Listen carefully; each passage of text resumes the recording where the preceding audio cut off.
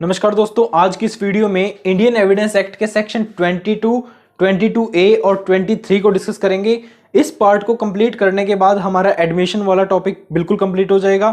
ठीक है, 17 से 23 तक पार्ट कंप्लीट हो जाएगा। उसकी प्लेलिस्ट का लिंक डिस्क्रिप्शन में दे रखा है। अगर आपको कंटेंट थोड़ा भी अच्छा लगता है, हल्का सा भी समझ आता है ना, इससे मैं तो गारंटी ले रहा हूं कि आपको समझ आ जाएगा। आप इसको कंप्लीट देखिएगा। ठीक है, अगर फिर भी आपको लगता है कि हाँ थोड़ा बहुत समझ आया तो वीडियो को लाइक कर सकते हो, शेयर भी कर सकते हो, और सब्सक्राइब करने में तो पैसा लगता नहीं है कुछ। ठीक है, तो 22 सेक्शन से शुरू करते हैं बात। 22 सेक्शन कहता है कि जनरल एक प्रिंसिपल समझ लीजिए। पहले तो जनरल एक प्रिंसिपल ये है, जनरल एक रूल ये है कि किसी भी डॉक्यूमेंट के कंटेंट को अगर मैं ओरली एडमिट कर रहा हूं तो वो एक रेलिवेंट एडमिशन नहीं है। समझ गए? फॉर एग्जाम्पल, मेरी एक रजिस्ट्री है, टाइटल डीड है। अगर मैं टाइटल डीड के अंदर के कंटेंट को कि हाँ जी इसने मेरे ऊपर ऐसे ऐसे इतने पैसे देकर रजिस्ट्री करवाई थी, ये वो ऐसे ऐसे कोर्ट में रजिस्ट्री की एक कहानी सुना रहा हूँ और एडमिशन कर रहा हूँ उस पार्ट पे ओरली, तो जनरल रूल ये है कि वो एक रेलिवेंट एडमिशन नहीं है। ओरिजिनल डॉक्यूमेंट को पेश करो, ओरिजिनल डॉक्यूमेंट ही एक सही एडमिशन होगा। ठीक है, ये तो कहता है जनरल रूल। सेक्शन 22 क्या कहता है? सेक्शन 22 कहता है कि जो हमारा ओरल, जो मैंने अभी बताया आपको, जो कहानी सुना रहा था, क्या वो भी रेलिवेंट हो सकती है? तो सेक्शन 22 इसका आंसर देता है हाँ जी हो सकती है, क्यों नहीं हो सकती। दो एक्सेप्शन देता है। आप एक्सेप्शन कह सकते हैं कि इस रूल को ये एक्सेप्शन है। अब ये दो एक्सेप्शन है क्या? दो एक्सेप्शन समझने से पहले मैं आपको एक एग्जांपल देता हूं। देखो, राहुल है और एक अजय है, दो पार्टी हैं। राहुल एक प्रॉपर्टी को मॉर्टगेज करता है अजय के पास। ठीक है, अब अजय क्या है, अजय चाहता है कि भाई मुझे पोजेशन मिल जाए इस प्रॉपर्टी का। ठीक है, अब अजय इस प्रॉपर्टी का पोजेशन लेना चाह रहा है। कोर्ट केस हो जाता है। अब कोर्ट अजय को कहता है कि ठीक है पोजेशन लेना है ना, मॉर्टगेज डीड दिखाओ, कहां पे है, जो आपने मॉर्टगेज की डीड की थी ना वो दिखाओ। अब सपोज कीजिए कि अजय के पास ये मॉर्टगेज डीड है ही नहीं। ओरिजिनल डॉक्यूमेंट था, मेरे पास है, और कोई कॉपी भी नहीं है, कुछ भी नहीं है ना। मैंने किसी के सामने ओरली ये एडमिट किया कि हाँ मैंने मॉर्टगेज कर रखा है इस प्रॉपर्टी को, बिल्कुल भी नहीं। ठीक है, अब क्या होगा, अजय से कोर्ट कह रहा है कि जाओ मॉर्टगेज डीड लेके आओ, पोजीशन दिलवा देंगे। अजय के पास तो मॉर्टगेज डीड है ही नहीं। तो जनरल रूल के अकॉर्डिंग ये एक्सेप्शन यहां पे लागू नहीं होती। जनरल रूल हमारा ये कहता है कि ठीक है, अब ये जो अगर ये कुछ कहानी सुनाएगा कि नहीं जी ओरल एडमिशन हुआ था जी, इसने मुझे कहा था कि राहुल ने मुझे कहा था कि प्रॉपर्टी मॉर्टगेज कर ले, इतने पैसे दे दे, ये वो ऐसे, तो वो सब बातें यहाँ पे कोर्ट नहीं मानेगा, क्योंकि oral admission to the content of document are not relevant. General rule की इतनी बात है।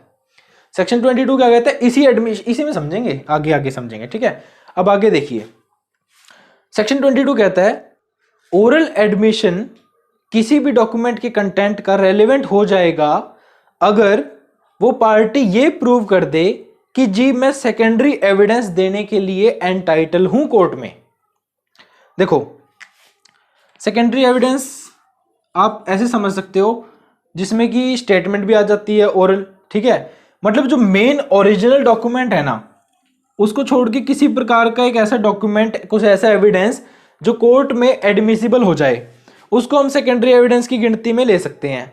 ठीक है, अब आप मेरी बात समझिए। एक इसने क्या कहा, इसने कहा कि जब एक पार्टी ये प्रूव कर दे कि सेकेंडरी एविडेंस देने को एंटाइटल है वो, अब पार्टी को कैसे पता कि वो एंटाइटल है या नहीं है ना? अब पार्टी को क्या करना पड़ेगा, पार्टी को देखना पड़ेगा सेक्शन 65 इंडियन एविडेंस एक्ट का। ठीक है, पार्टी जाके देखेगी 65 सेक्शन इंडियन एविडेंस एक्ट का, वो देखेगी कि इसमें क्या बताया गया। उसमें बताया गया कि अगर आपका ओरिजिनल डॉक्यूमेंट जो है, ओरिजिनल उस सामने वाली पार्टी के पास है और उस पार्टी को कोर्ट ने नोटिस भी दे लिए, समन भी दे लिए, लेकिन वो ओरिजिनल डॉक्यूमेंट को लेकर नहीं आ रहा। ठीक है, अब वो ओरिजिनल डॉक्यूमेंट को लेकर नहीं आ रहा तो कोर्ट यहां पे प्रूव कैसे करेगा? अब कोर्ट ने राहुल को कह दिया कि भाई मॉर्टगेज डीड लेके आना, ये लेके नहीं आ रहा, तो अजय के पार्ट पे क्या गलती है? अजय को तो पोजीशन चाहिए ना, लेकिन यहां पे तो नहीं मिलेगी। तो अब क्या कर सकता है कोर्ट इसको परमिशन दे सकता है कि भाई एक काम कर, तेरे पास जो सर्टिफाइड कॉपी है जिसकी फोटो स्टेट भी है ना, या फिर इसने किसी के सामने कहा हो, वो स्टेटमेंट लेके आ जा, मैं उसको एडमिसिबल कर लूंगा। ठीक है, तो कोर्ट यहां पर अजय को ऐसे कह सकता है। एक तो ये है, ये 65 में बता रखा है सारी बातें, मैं कहीं बाहर से नहीं बना रहा इन बातों को। लॉस्ट और डिस्ट्रॉयड, जो ओरिजिनल डॉक्यूमेंट है या तो वो लॉस्ट हो गया हो, गुम हो गया हो, ठीक है। अब मान लीजिए कि मेरा एक टाइटल डीड थी, वो गुम हो गई। अब मैंने उसकी एफआईआर दर्ज करवाई। एफआईआर दर्ज करवा के मैं एफआईआर की कॉपी लेके जाता हूँ कोर्ट में कि सर ये देखो ओरिजिनल जो था वो गुम हो गया था काफ़ी टाइम पहले, ये देखो एफआईआर की कॉपी है मेरे पास, और प्लीज़ मुझे परमिशन दी जाए कि मैं इसका सेकेंडरी एविडेंस कोर्ट में प्रूव कर सकूं, ठीक है, प्रोड्यूस कर सकूं, ठीक है। तीसरा कहता है कि ओरिजिनल डॉक्यूमेंट जो है वो इजी टू मूव नहीं है, ठीक है, इजी टू मूव नहीं है, इस नेचर का है कि उसको इजीली मूव नहीं करवाया जा सकता, ठीक है, ऐसा कुछ नेचर है उसका। फिर कहता है कि ओरिजिनल डॉक्यूमेंट जो है वो एक पब्लिक डॉक्यूमेंट है, सेक्शन 74 के अकॉर्डिंग। 74 सेक्शन में पब्लिक डॉक्यूमेंट क्या है क्या नहीं, किनको पब्लिक डॉक्यूमेंट गिनेंगे किनको नहीं गिनेंगे, वो 74 सेक्शन में बताया गया इंडियन एविडेंस एक्ट के। और 74 के अकॉर्डिंग अगर कोई ओरिजिनल डॉक्यूमेंट, सपोज कीजिए कि मॉर्गेज डीड प्रॉपर्टी इनकी पब्लिक डॉक्यूमेंट है, सपोज करना है नहीं है, सपोज कि एक पब्लिक डॉक्यूमेंट है, अगर ये पब्लिक डॉक्यूमेंट है तो उसकी सर्टिफाइड कॉपीज लगा लीजिए, या फिर उसका जो कॉपी है फोटोस्टेट कॉपी है वो सेकेंडरी एविडेंस के तौर पर एडमिसिबल हो जाएगा, ओके। या फिर ओरिजिनल डॉक्यूमेंट एक ऐसा डॉक्यूमेंट है जिसको इंडियन एविडेंस एक्ट ने या किसी भी अदर एक्ट ने या किसी लॉ ने ये कहा हो कि इस ओरिजिनल डॉक्यूमेंट की हम सर्टिफाइड कॉपीज भी प्रोड्यूस कर सकते हैं एज ए सेकेंडरी एविडेंस, ठीक है। लास्ट है कि अगर ओरिजिनल डॉक्यूमेंट न्यूमरस अकाउंट्स में है, सपोज कीजिए कि बहुत सारी बुक्स हैं, ठीक है, तो वहां पर आप क्या करोगे, उस बुक्स को सारे को कोर्ट में लेके आओगे क्या? नहीं, तो कोर्ट वहां पे परमिशन दे सकता है कि ठीक है आप सेकेंडरी एविडेंस दे सकते हैं, उसकी ओरल कंटेंट बताइए कि क्या क्या है, ठीक है। तो ये है फर्स्ट एक्सेप्शन, समझ गए होंगे आप जहां तक मुझे लगता है। फिर आता है दूसरी बात कि अगर डॉक्यूमेंट की इस बात पर क्वेश्चन अराइज हो जाए कि ये डॉक्यूमेंट जो है ये जेन्युइन है या नहीं है, ठीक है। अब राहुल ने अजय के पास एक प्रॉपर्टी मॉर्गेज की, कल को क्या होता है, कोर्ट ने कह दिया कि भाई मॉर्गेज वाली प्रॉपर्टी आपने जो मॉर्गेज की है वो मॉर्गेज डीड लेके आइए, कोर्ट ने मॉर्गेज डीड मंगवा ली। अब राहुल कहता है कि जो मैंने इस डीड पे साइन किया है ना, जो यहाँ पे दिख रहा है ये मैंने नहीं किया, ठीक है, ये जो कोर्ट को दिख रहा है कि मॉर्गेज डीड पे साइन कर रखा है ये मैंने नहीं किया। तो वहां पर जो अजय है वो क्या कर सकता है, वो प्रूव कर सकता है ओरल एडमिशन से कि हाँ नहीं जी देखो, इसने दो बंदे और थे जब इसने ये मॉर्गेज डीड बनाई, गवाह थे, उन्होंने बताया था, उनके सामने कहा था, उनकी गवाही जो उनका ओरल एडमिशन होगा वो यहाँ पर रेलेवेंट हो जाएगा, ठीक है, समझ गए। ये था सेक्शन 22 की बात, इतना ही था सेक्शन 22 में। कुछ टिपिकल था, कुछ टिपिकल नहीं था। नॉर्मल रूल ये था कि भाई किसी भी डॉक्यूमेंट के कंटेंट को हम ओरली नहीं प्रोड्यूस कर सकते, ठीक है, नहीं कर सकते मान लिया। सेक्शन 22 ने कहा कि भाई कर सकते हैं अगर सेकेंडरी एविडेंस देने के लिए पार्टी एंटाइटल हो, या फिर जो डॉक्यूमेंट है वही जेन्युइननेस पे उसके ऊपर क्वेश्चन अराइज होता है। तो यहां पर हम कह सकते हैं कि सेक्शन 22 एक एक्सेप्शन है जनरल रूल को, ठीक है। 22A की बात करते हैं। If we talk about section 22A then it talks about oral admission as to the content of electronic record are not relevant unless the genuineness of the electronic record produced in question। मतलब इनका ये है कि अगर हम किसी भी electronic record से रिगार्डिंग कोई उसके कंटेंट के रिकॉर्डिंग अगर ओरल एडमिशन किया जा रहा है तो वो रेलेवेंट नहीं होगा अगर उसकी जेन्युइननेस से रिगार्डिंग कोई क्वेश्चन अराइज हो रहा है। अगर क्वेश्चन अराइज हो रहा है तो ओरल एडमिशन इलेक्ट्रॉनिक रिकॉर्ड के कंटेंट का एक रेलेवेंट एडमिशन हो सकता है, अदरवाइज नहीं हो सकता, ठीक है। एक वीडियो है, ठीक है, इलेक्ट्रॉनिक एविडेंस है, ठीक है, अगर इसका ओरल कंटेंट मैं बता रहा हूं राहुल, ठीक है, किसको, कोर्ट को, तो ये रेलेवेंट नहीं है जनरल रूल की तरह, ओरल वाला रेलेवेंट नहीं है। लेकिन एक्सेप्शन क्या है, अगर इसकी जेन्युइननेस पे क्वेश्चन उठ रहा है कि नहीं ये वीडियो तो फेक है, इस वीडियो को एडिट किया गया है, कई बार इसको एडिट किया गया है, ये तो मतलब फेक ही है, इसको बहुत बड़ी फेक वीडियो है, सब साफ साफ दिख रहा है, ऐसा कोई क्वेश्चन अराइज हो रहा है कोर्ट के सामने जेन्युइननेस पे कि हाँ ये वीडियो जेन्युइन था या नहीं, तो वहां पर ओरल किसी व्यक्ति का एडमिशन किया जा सकता है इस इलेक्ट्रॉनिक रिकॉर्ड के कंटेंट का। ये था section 22A, this much only. बात करते हैं सेक्शन 23 की। सेक्शन जो 23 है वो ये बताता है कि admission in civil cases when relevant, civil cases में एडमिशन कब रेलेवेंट होता है। तो ये कहता है कि देखिए सिविल केसेस में कोई भी एडमिशन रेलेवेंट नहीं होगा, ध्यान से सुनना, सिविल केसेस में कोई भी एडमिशन रेलेवेंट नहीं होगा अगर वो दो कंडीशन में फॉल कर रहा है। पहली condition, if it is made either upon N express condition that evidence of it is not given. मैं सामने वाले व्यक्ति को ये कह रहा हूं कि भैया ये जो एविडेंस है ना, ये जो मैं आपको दे रहा हूं, ये जो मैं आपसे बातें कर रहा हूं, इसको आप कल को कोर्ट में मेरे खिलाफ यूज नहीं कर सकते। अगर ऐसा कुछ है, अगर मैं उसके ऊपर विदाउट प्रेजुडिस लिख रहा हूं, तो वहां पर वो सेक्शन 23 के अंदर हमारे पास एडमिसिबल नहीं रहेगा वो एडमिशन, ठीक है।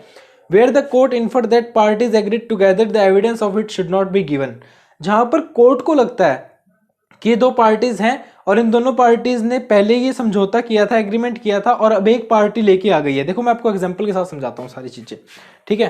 देखो क्या है, इन्होंने कहा कि सिविल केसेस में कोई भी एडमिशन रेलेवेंट नहीं है अगर वो एक्सप्रेसली, एक्सप्रेसली का मतलब ये है, देखो ये एक लेटर है, ठीक है, मैंने इसमें लिखा विदाउट प्रीजुडाइस।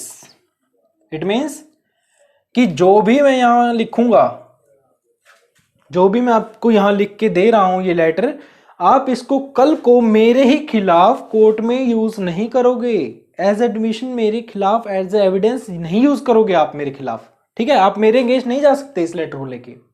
ये एक एग्रीमेंट है हमारा, म्यूचुअल एग्रीमेंट है हमारा, ठीक है। ये बताया गया फर्स्ट कंडीशन में कि एक्सप्रेसली मैंने बता दिया है कि भाई आप इसको यही यूज नहीं कर सकते, तो ये एडमिशन रेलेवेंट नहीं है। समझ में आ गई पहली बात। दूसरी बात, अब सपोज कीजिए कि वो व्यक्ति इसको लेके फिर भी चला गया, जिसको मैंने ये लेटर लिखा, मैंने सपोज कीजिए शाम को लिखा था ये लेटर, ठीक है। तो अब शाम इस लेटर को लेके फिर भी कोर्ट में भाग गया। अब कोर्ट को पता है कि ये विदाउट प्रेजुडिस है, court can infer that parties agreed together the evidence of it should not be given. अब पार्टीज ने दोनों ने एग्री किया था कि भाई ये लेटर मैं आपको लिख तो रहा हूं, लेकिन अगर आप इसको एक्सेप्ट करते हो तो आप इसको कोर्ट में मेरे खिलाफ पेश नहीं करोगे, और ये फिर भी कर देता है, तो कोर्ट यहाँ पे इसको एडमिसिबल नहीं करेगा अंडर सेक्शन 23। समझ में आ गई। ये था सेक्शन 23। अब देखो इसमें एक आती है एक्सप्लेनेशन। एक्सप्लेनेशन कहती है कि जो ये सेक्शन है 23, ये क्या कहता है, जनरल रूल क्या होता है। जनरल रूल होता है कि जो एक प्रोफेशनल कम्युनिकेशन होती है वो होती है कॉन्फिडेंशियल टाइप ऑफ कम्युनिकेशन, है ना। हम कभी डॉक्टर के पास जाते हैं, वजह चाहे कुछ भी रही हो, हमारी तबीयत कैसे खराब हुई है हमारे फैमिली मेंबर्स को नहीं पता होता, लेकिन हमारे डॉक्टर को पता जरूर होनी चाहिए, है ना। तो हम डॉक्टर के पास जाते हैं, डॉक्टर को कहते हैं कि सर ऐसे ऐसे करके बात हो गई, रात ज़्यादा ड्रिंक कर लिया या फिर ओवर ईटिंग कर ली, फूड पॉइजनिंग होगी, जो भी कारण था, मैंने गोलगप्पे खा लिए घर वालों से छुप के, तो जो कुछ भी कारण था, प्रोफेशनल टॉक होती है, वो प्रोफेशनल कम्युनिकेशन होती है, वहाँ पर हम डॉक्टर के साथ खुल के बात करते हैं। सेम केस हमारे लॉयर के साथ होता है, लॉयर, बैरिस्टर, एडवोकेट, ठीक है, वकील, आप कुछ भी कह लीजिए, इनसे जब हम खुल के बात करते हैं, एक क्लाइंट खुल के बात करता है, एक क्लाइंट ने 2 मर्डर कर रखे हैं, वो दोनों मर्डर की कहानी अपने लॉयर को जरूर बताएगा। कोई भी व्यक्ति है वो अपने एडवोकेट से तो जरूर खुल के बात करेगा। अगर उसने 2 खून भी किए हैं, वो अपने लॉयर को बताएगा कि सर मैंने तो 2 खून किए हैं, ठीक है, और आप मुझे बचा सकते हो तो मुझे बचा लो प्लीज, रिक्वेस्ट है मेरी, मैंने इन सर्कमस्टांसेस में ऐसे खून किए हैं। तो ये जो इनकी बातें हैं, ये हैं कौन सी कम्युनिकेशन है, ये है प्रिविलेज्ड लगा लीजिए, या फिर आप कह सकते हैं प्रोफेशनल, ठीक है, प्रोफेशनल कम्युनिकेशन है। इन बातों को, ये जो बात है, इनको हमारा सेक्शन 126 कहता है कि आप नहीं बताओगे कहीं पे भी जब तक आपके पास क्लाइंट की कंसेंट नहीं है। प्रायर कंसेंट आपको क्लाइंट की लेनी पड़ेगी, तब जाके आप लोगे। अगर अब मान लीजिए मैं एक एडवोकेट हूं, मेरे पास एक क्लाइंट आता है, वो कहता है कि सर मैंने 2 खून किए हैं और मुझे बचा लीजिए, ठीक है, मैं उसको केस ले लेता हूं, लेने के बाद मैं कोर्ट में जाकर कहता हूं सर मेरे क्लाइंट ने तो एडमिशन किया है मेरे सामने कि इसने 2 खून किए, दे दो सजा। तो ये जो मैं एडमिशन वहां पे जाके कोर्ट में करूंगा ना, ये एडमिशन रेलिवेंट नहीं है अकॉर्डिंग टू 126 सेक्शन, क्योंकि हमारी एक्सप्लेनेशन ने हमें बताया है। एक्सप्लेनेशन हमारी कहती है communication made to lawyers in furtherance of a crime are not protected from disclosure which he can be compelled to disclose under section 126। तो समझ गए आप, 126 में सिर्फ और सिर्फ इतना बताया गया है कि प्रोफेशनल कम्युनिकेशन को आप नहीं बताओगे अपनी मर्जी से, ठीक है, लेकिन कोर्ट आपको कंपेल कर सकता है। कोर्ट आपको किस चीज के लिए कंपेल कर सकता है? अगर आप किसी अभी जो इलीगल एक्ट हुआ नहीं है लेकिन उसको एक्ट करने की प्लानिंग कर रहे हो, ठीक है, तो वहां पर एडवोकेट की ये ड्यूटी बनती है, 126 उसको कंपेल करता है कि जाके आप कोर्ट को बताइए कि इस क्लाइंट ने ऐसे से कहा है, ठीक है, और मुझे ये बताना पड़ेगा, वहां पे उसकी ड्यूटी है। अगर वो नहीं बताता तो कोर्ट भी एडवोकेट को कंपेल कर सकता है ये बात बताने के लिए। ये प्रोफेशनल कम्युनिकेशन नहीं है, ठीक है। तो हमारी एक्सप्लेनेशन ने कहा कि ये जो 23 सेक्शन है ये किसी भी प्रकार से विदाउट प्रेजुडिस वाला सेक्शन यहाँ पे अप्लाई नहीं होता है। 126 के अकॉर्डिंग वो डिस्क्लोजर एक एडवोकेट को करने चाहिए जो उसकी ड्यूटी है अकॉर्डिंग टू सेक्शन 126। उसको ये इन्फ्रिंज नहीं करता, उसको ये हार्म नहीं करता है, ठीक है। जो उसकी ड्यूटी है वो तो उसको करनी करनी है, बस वो बातें ऐसे नहीं बता सकता जो कॉन्फिडेंशियल हैं। जैसे क्लाइंट ने खून किया है तो किया है, आपको तो बचाना है, आपकी तो ड्यूटी है। तो सेक्शन 23 में इतना ही है, आप इसको समझ लीजिए ध्यान से। एक बार मैं फिर से आपको बता देता हूँ, सिविल केसेस में एडमिशन रेलेवेंट नहीं है अगर उनके ऊपर लिखा है कि आप इस जो डॉक्यूमेंट है, इस एविडेंस को कोर्ट में पेश नहीं कर सकते, ठीक है। अगर ऐसा लिखा है तो वो एडमिशन रेलेवेंट नहीं है, पहली बात। दूसरा बात, अगर कोर्ट को लगता है कि हाँ पार्टी पहले म्यूचुअली एग्रीड थी इस पार्ट पे कि हम कोर्ट में ये पेश नहीं करेंगे और अभी इन्होंने कर दिया है, तो वहां पर भी एडमिशन रेलेवेंट नहीं होगा। दो बातें हो गई। फिर कहता है एक्सप्लेनेशन कि वकील के साथ मिलके ऐसी प्लानिंग करता है इलीगल एक्ट करने की जो कि सेक्शन 126 में बताई गई है, तो अगर ऐसी कोई प्लानिंग करती है तो उसको सेक्शन 23 फ्री नहीं करता कि भाई मत बताओ, ऐसी कोई वो नहीं है। जो उसकी ड्यूटी है जो सेक्शन 126 में बताया गया है वो तो उसको करना ही करना पड़ेगा, लेकिन यहाँ पे ये है कि भाई कॉन्फिडेंशियल इन्फॉर्मेशन वो शेयर नहीं करेगा, ठीक है। ये बात थी, ये हमारा सेक्शन 23 था। इसके बाद हम नेक्स्ट वीडियो में डिस्कस करेंगे कन्फेशन से। अगर आपको वीडियो अच्छा लगे आप लाइक कर सकते हैं, शेयर कर सकते हैं और चैनल को सब्सक्राइब करके बेल आइकन को जरूर प्रेस कर सकते हैं।